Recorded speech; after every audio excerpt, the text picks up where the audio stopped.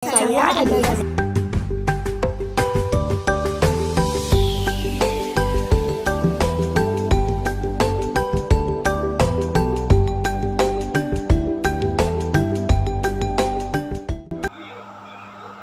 Halo semuanya, perkenalkan, nama saya Centaca Desdemona Zakita, perwakilan dari kelompok 3 mata kuliah kewirausahaan program Permata Sakti Merdeka Belajar. Pada kesempatan kali ini, kami akan memaparkan rancangan usaha yang telah kami susun. Adapun produk yang akan kami bawakan yaitu rice mill. Latar belakang pemilihan produk ini dimulai dengan keresahan kami mengenai pentingnya sarapan. Salah satu manfaat sarapan pagi adalah sebagai sumber energi. Layaknya mobil, Anda juga butuh bahan bakar untuk mengembalikan energi setelah tidur malam yang panjang dan menyebabkan perut menjadi kosong. Sekarang ini, padatnya jadwal kegiatan, baik pelajar maupun pekerja, seringkali membuat setiap kita untuk melewatkan sarapan, padahal sarapan itu begitu penting untuk tubuh kita. Produk rice milk yang kami sajikan menjadi solusi dalam permasalahan tersebut. Produk kami disajikan dalam bentuk kemasan yang praktis dan instan untuk dikonsumsi, tetapi juga memenuhi asupan gizi yang baik untuk tubuh, di mana menggabungkan bahan-bahan alami yaitu susu dan beras, dengan kandungan karbohidrat, vitamin D, vitamin B1 dan B2, serta protein yang memenuhi asupan gizi untuk tubuh. Perkenalkan, saya Fifty Dias dari kelompok 3 yang akan menjelaskan 2 bagian dari 9 bagian bisnis model kanvas yang telah dirancang oleh kelompok kami. Yang pertama yakni segmen pelanggan. Segmen pelanggan dibagi menjadi 4 bagian. Yang pertama ada batasan usia, kemudian genre, kemudian lokasi pemasaran, dan yang terakhir tingkat ekonomi konsumen. Baik, di bagian pertama ada batasan usia. Produk yang kami buat ini cocok digunakan atau dikonsumsi untuk semua usia di atas 2 tahun. Jadi anak-anak juga boleh dan sangat diperbolehkan untuk mengonsumsi produk ini karena produk ini diberkahi dengan nutrisi yang cocok untuk anak-anak. Selanjutnya, untuk gender, laki-laki maupun perempuan sangat diperbolehkan untuk mengonsumsi minuman ini. Untuk lokasi pemasarannya, kami menargetkan di kota yang dekat dengan transportasi umum, kemudian dekat dengan tempat wisata, dekat dengan sekolah dan kampus. Dan untuk tingkat ekonomi konsumen kami tidak membatasi karena produk kami adalah produk yang sangat terjangkau sehingga semua tingkatan ekonomi di Indonesia dapat membeli produk ini. Saya Adinda Nadjinto akan menjelaskan segmen yang berikutnya mengenai BMC produk kami, yaitu saluran atau channel, di mana saluran ini sangat penting kita perhatikan karena dengan adanya saluran kita akan dapat mengetahui bagaimana caranya si produk kita ini dapat sampai ke tangan konsumen. Nah, saluran yang pertama yaitu melalui media online. Kami berencana untuk mempromosikan produk melalui media sosial Instagram, WhatsApp, Shopee, dan sebagainya. Kemudian yang kedua menggunakan saluran pre-order. Maksudnya di sini pre-order ini kami berlakukan kepada pemesanan dalam jumlah yang banyak seperti dalam untuk acara pesta, acara rapat, acara sekolah, dan sebagainya. Tentunya ini kami berencana untuk bekerja sama dengan instansi-instansi, kemudian wedding organizer dan sebagainya. Kemudian yang ketiga yaitu kami merencanakan saluran secara offline, yaitu kami menjajakan atau menjual produk secara offline di sebuah gerai atau di sebuah outlet. Yang keempat yaitu sistem atau saluran melalui reseller. Si reseller ini dapat membeli produk dengan potongan harga reseller dan menjual kembali kepada konsumen. Yang kelima yaitu melalui pedagang besar, yaitu menjual ke toko atau swalayan yang ada di sekitar daerah produksi kami. Nah, hal ini tentunya si pedagang besar atau grosir ini akan mendapatkan harga yang berbeda pula, yang kemudian mereka juga dapat menjual kepada konsumen. Begitulah saluran yang kami rencanakan pada bisnis modal kanvas kami. Segmen selanjutnya yaitu bina pelanggan. Bina pelanggan sangat penting kita bangun agar kita mempunyai konsumen yang setia kepada kita. Nah, bina pelanggan ini kami strategikan menjadi 5 poin. Yang pertama yaitu mengenal pelanggan secara personal. Tentu saja dengan dikenal secara personal, pelanggan akan nyaman berbelanja kepada kita. Yang kedua, menyimpan data pelanggan. Data pelanggan yang dapat disimpan itu berupa nama, alamat, tempat tinggal, dan nomor telepon, dan sebagainya. Yang ketiga yaitu menginformasikan promo-promo produk yang ditawarkan kepada pelanggan. Nah, hal ini berhubungan dengan poin sebelumnya teman-teman, yaitu dengan menyimpannya data dari pelanggan ini, tentu saja kita dapat dengan mudah mengomunikasikan tentang adanya info-info diskon dari perusahaan kita. Nah, tentunya pelanggan akan dengan sangat senang hati apabila memperoleh info tentang diskon produk tersebut dengan mudah. Nah, selanjutnya yaitu membuat media sosial. Hal ini juga sama, tujuannya membangun hubungan yang baik antara kita dengan pelanggan. Nah, yang terakhir, kesimpulannya yaitu membangun hubungan yang baik secara online ataupun offline dengan pelanggan kita, sehingga pelanggan tetap setia dan selalu nyaman berbelanja dengan kita.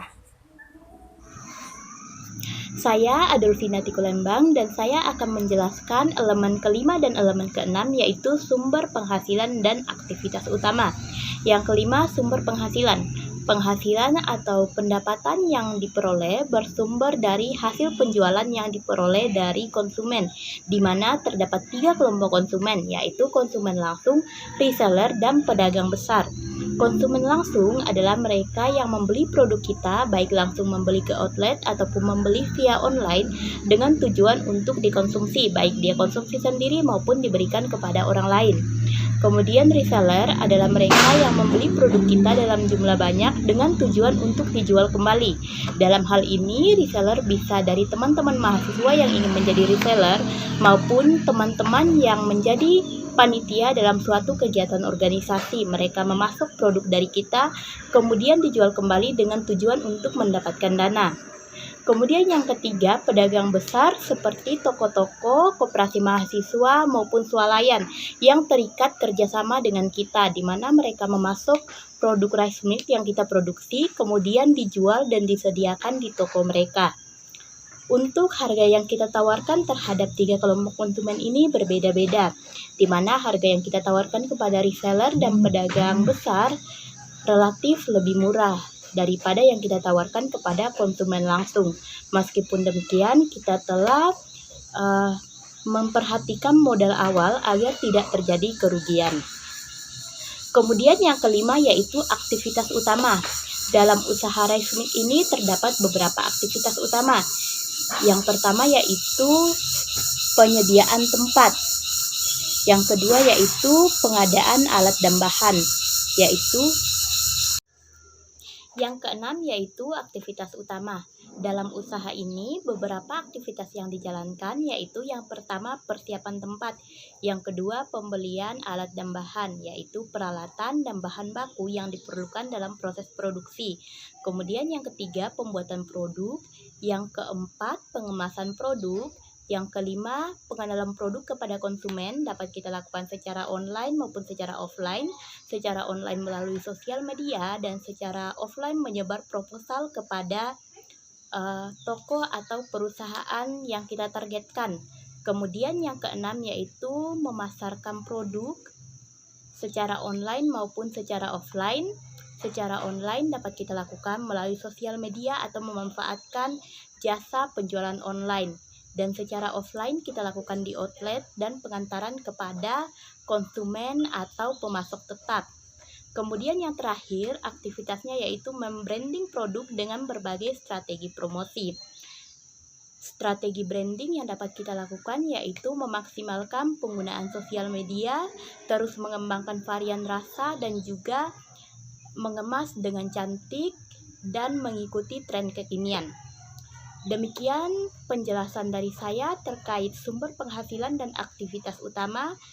Silakan dilanjutkan kepada presentator yang berikutnya. Terima kasih. BMC selanjutnya adalah sumber daya utama. Sumber daya utama dalam berbisnis mencakup lahan dan bangunan, manusia, modal, serta alat dan mesin. Poin pertama, lahan dan bangunan.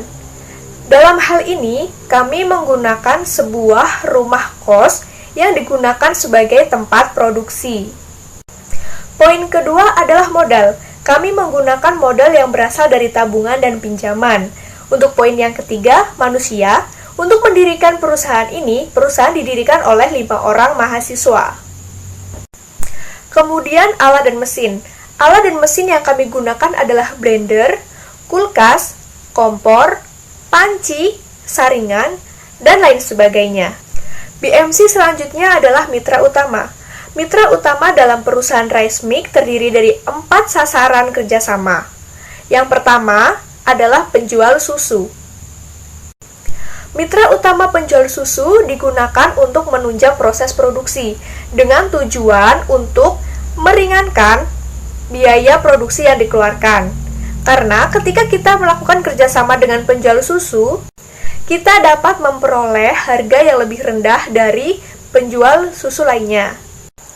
Mitra utama selanjutnya adalah swalayan atau toko kecil yang dilengkapi dengan freezer sebagai tempat pendistribusian produk. Selanjutnya, ada komunitas pecinta susu. Ini juga digunakan sebagai tempat pendistribusian produk sekaligus pendistribusian produk menggunakan reseller. Kemudian sasaran mitra utama yang terakhir adalah ojek online. Ojek online dapat digunakan sebagai media untuk menyalurkan atau proses pendistribusian produk. Poin BMC yang terakhir adalah struktur biaya. Struktur biaya dalam usaha rice mill dibagi menjadi 2, yaitu pengeluaran dan pemasukan. Untuk pengeluaran, yang pertama ada biaya pemasaran, yang kedua biaya pembelian bahan produk, baik langsung maupun bahan tidak langsung.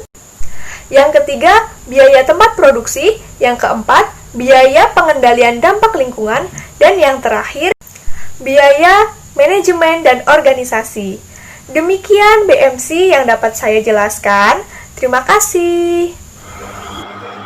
Demikian pemaparan rancangan usaha produk rice mill kami. Kami percaya rice mill dapat bersaing di pasaran dengan harga yang terjangkau serta kolaborasi dengan mitra-mitra usaha baik besar maupun kecil yang akan memastikan rice mill dapat menjangkau pasar yang luas dan memaksimalkan penjualan. Demikian dari saya, kami sekelompok mengucapkan terima kasih.